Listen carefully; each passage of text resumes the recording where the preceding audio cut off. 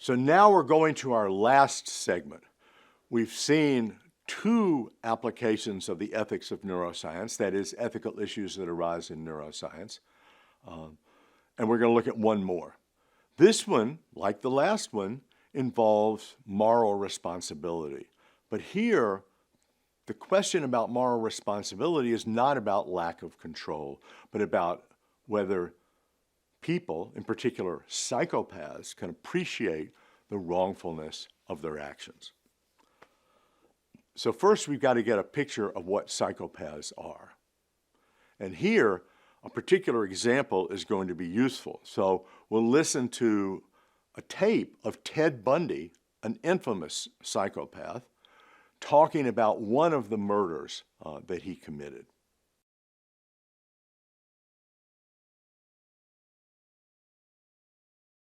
I was moving up the alley using a briefcase and some crutches, and a young woman walked down.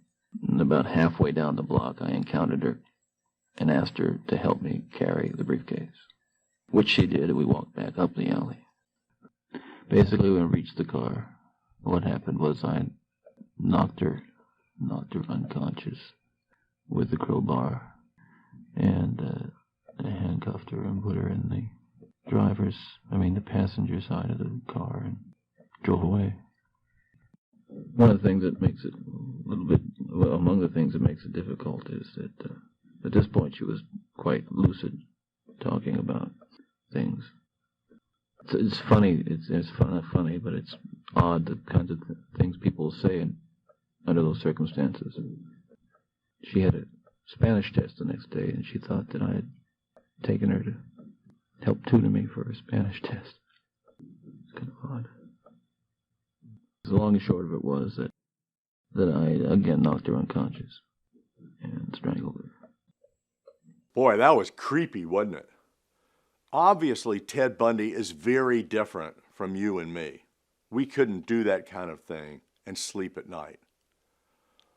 But we need to be more specific about what exactly psychopaths are in general, because there is variation, and Ted Bundy's just one example. To understand the diagnosis of psychopathy in general, we can turn to the Psychopathy Checklist Revised, or PCLR, developed by Bob Hare. There are 20 items. Each of them gets scored 0, 1, or 2.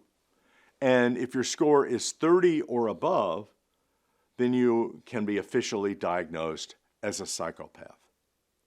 And the items fall into different groups, different factors along the top row and the middle row, factors 1 and 2, but facets. Facet 1 in the upper left, facet 2 in the upper right, facet 3 in the lower left, facet 4 in the lower right.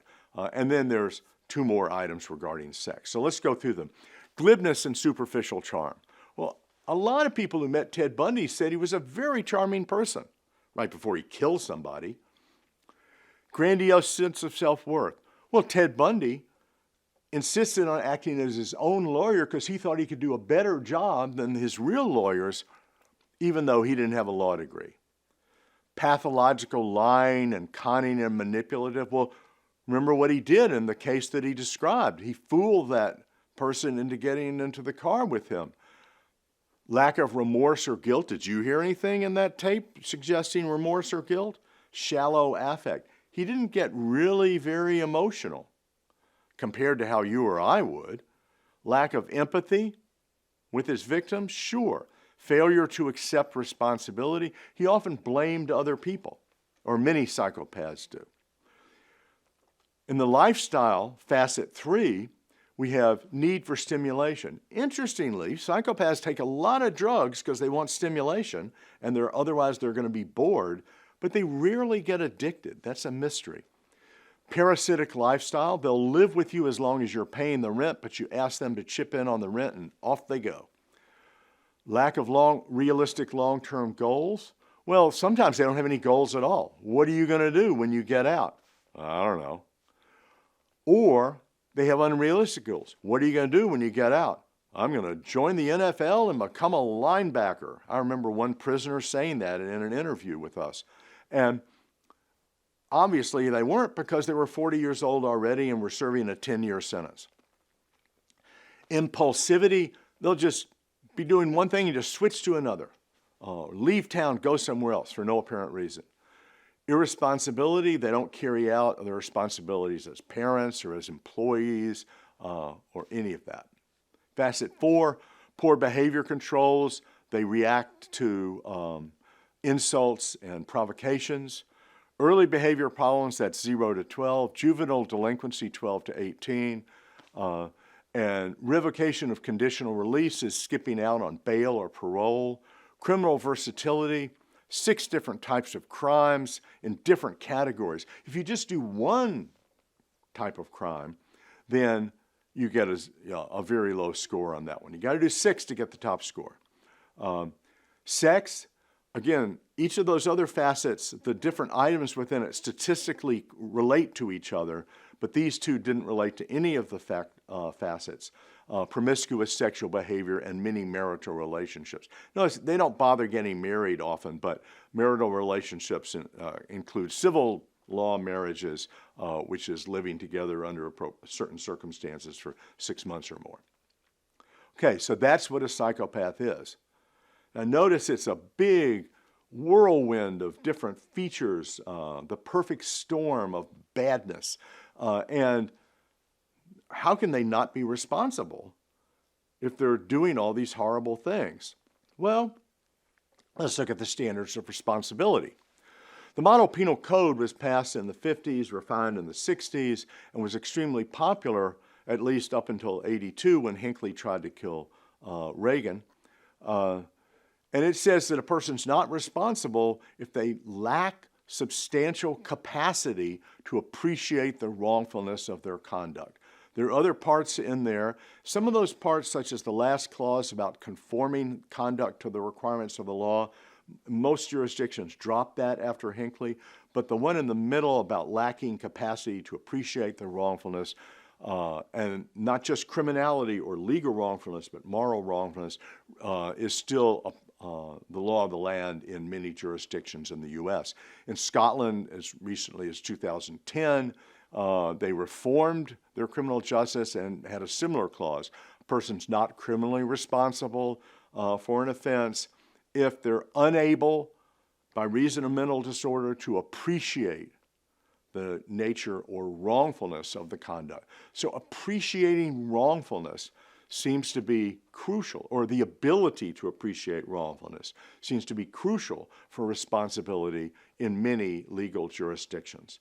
So then the question is, do psychopaths appreciate the moral judgments that they make about their own actions and other people's actions? The classic view is, sure they do. They report normal moral judgments, and they do in many studies, and they believe them. They just don't care. Their attitude towards morality is like most people's attitude towards the speed limit. If the speed limit is 55 and people are going 65, I'm going 65 too. I'm not going to go 55 just because there's this sign on the wall. They don't care about it, but they're aware that it's illegal to drive that fast, but they don't think they're going to get caught, and so they go ahead and drive. Well, maybe psychopaths think about morality that way. But there's an alternative view, that psychopaths report these normal moral judgments just in order to manipulate people. They don't really believe them. Maybe they don't even understand what they're saying. They say rape is wrong, but to them it's kind of like a fancy mathematical equation that you know it's true because people tell you, but you have no idea what it means. And then they're only pretending when they report these moral judgments, possibly to manipulate, but maybe for other reasons as well. How do you tell whether they're pretending or whether they really believe it? I think what we need is an implicit moral attitudes test. And so Daryl Cameron in the upper right and Keith Payne in the upper left and others, we developed a test of implicit moral attitudes, which was published in 2017.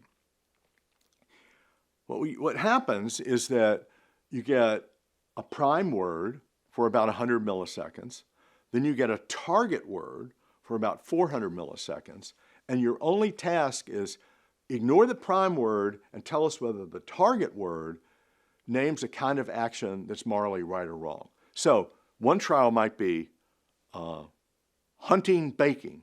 Well, forget hunting. Some people might think that's morally wrong. Let's walking, baking.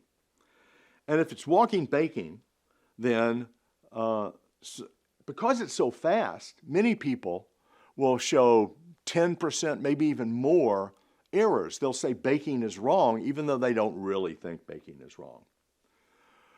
But if instead the prime word is a moral word, like murder, baking, then it'll be 30 or 40% of the time they'll say that baking is wrong. They're getting influenced by their attitude towards murder, even when they're doing their best to avoid reacting to that word, and they're trying to follow the instructions and report whether the second word is wrong.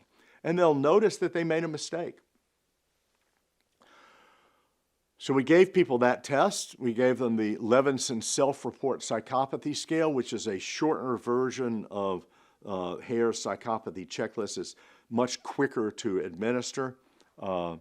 And what we found was that high scores on that Levine Self-Report Psychopathy Scale were correlated with reduced implicit moral attitudes. So they had less aversion to murder than other people if their psychopathy score was high. Furthermore, they had reduced brain activity after errors. If they saw murder baking and they said baking was wrong, most people go, oh man, I messed that one up. And your brain will show that. But if you look at the diagram on the right, you can see that the red line, which is the people who were high in psychopathy, are not showing the same type of error-related negativity at the central electrodes as are found in the people who were low in the Levinson Self-Report Scale. So what that means is that their brain activity is different from normal people with regard to these moral judgments that they're making. So, are they responsible? Well, that and many other studies that we don't have time to go through show that psychopaths lack the ability to appreciate the wrongfulness of their actions. It's not just that they don't appreciate the wrongfulness, they don't even have the ability, because notice their implicit attitudes are things that they cannot control, or it's extremely difficult for them to control and almost impossible in the short term. So they don't appreciate the wrongfulness if appreciation requires this implicit attitude and not just an explicit statement. But we saw in the legal standards that any defendant who lacks the ability to appreciate wrongfulness of the acts that they're being tried for should be eligible for a verdict of not guilty by reason of insanity. Under some rules, there are other jurisdictions, but that's a reasonable set of rules. Therefore, at least in those jurisdictions, psychopaths should be eligible for a verdict of not guilty by reason of insanity. Now, that's an extremely controversial conclusion. Judges never actually let psychopaths be found not guilty by reason of insanity in the real courtrooms, partly because of the outcry that it would produce. But it looks like they should be eligible if this science, this neuroscience, shows us what their lack of ability to appreciate the wrongfulness, and if the jurisdiction has those standards. Wait a minute, you might be thinking. What are you going to tell me? You're just going to let these people out on the street? What are we going to do about these psychopaths? Well, we could just say, I don't care. We're going to find them guilty and punish them anyway. But that's not really fair if people need to be morally responsible before they can be found legally responsible. And there are a lot of precedents in the law that suggest that. Maybe we say, oh, they're not fully responsible, but they're still partly responsible, so we're going to give them diminished responsibility. But wait a minute, in the legal system, that usually leads to a shorter sentence. So now the psychopath, instead of spending 20 years in jail, is going to spend 10. And that means they get out earlier and they hurt more people. That doesn't sound like a very good solution either. So let's find them not guilty by reason of insanity, at least if they plead NGRI, and confine them in a usual facility. wait a second, then the people in the facility with them are schizophrenics. And those people are already suffering, and the psychopaths are going to prey on them and take advantage of them and harm them. It's not going to be good for that type of facility. So an alternative, which I think is very attractive, is to find them not guilty by reason of insanity, or guilty but mentally ill, if you prefer, but confine them in a separate facility, not with schizophrenics, but with other psychopaths.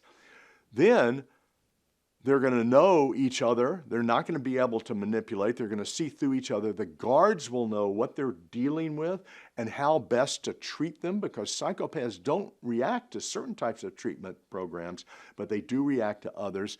We're just going to be better informed, and there'll be less violence within that system when we all know and they know what we're dealing with there. So there's some practical advantages, and we avoid this problem of holding people legally responsible when they're not morally responsible. So that's the last segment. We've gone over all of these different areas of neuroethics. There's the neuroscience of ethics. We looked at the neural underpinnings of moral judgments, in particular, personal and impersonal moral judgments. Then we looked at the unity of moral judgments and whether the same brain area is associated with all the different kinds of morality, and suggested that probably not. Then we turned to the ethics of neuroscience, the ethical issues raised by developments in neuroscience. The first was finding consciousness in people after brain damage that showed no external signs of consciousness. Then moral responsibility and lack of control due to a tumor. And we just heard about psychopaths and how they themselves might not be morally responsible because of their inability to appreciate the wrongfulness of their conduct. Now, that's just the start of a giant field, and I really suggest that you go look at Adina Roski's entry on neuroethics in the Stanford Encyclopedia of Philosophy. It's free. It's a great essay, covers a lot more and has a lot more references. So I hope that this series of 5 segments really just whets your appetite and makes you want to learn more about neuroethics, and more generally about how philosophy and neuroscience can work together to help each other. Thank you so much for your attention and for listening.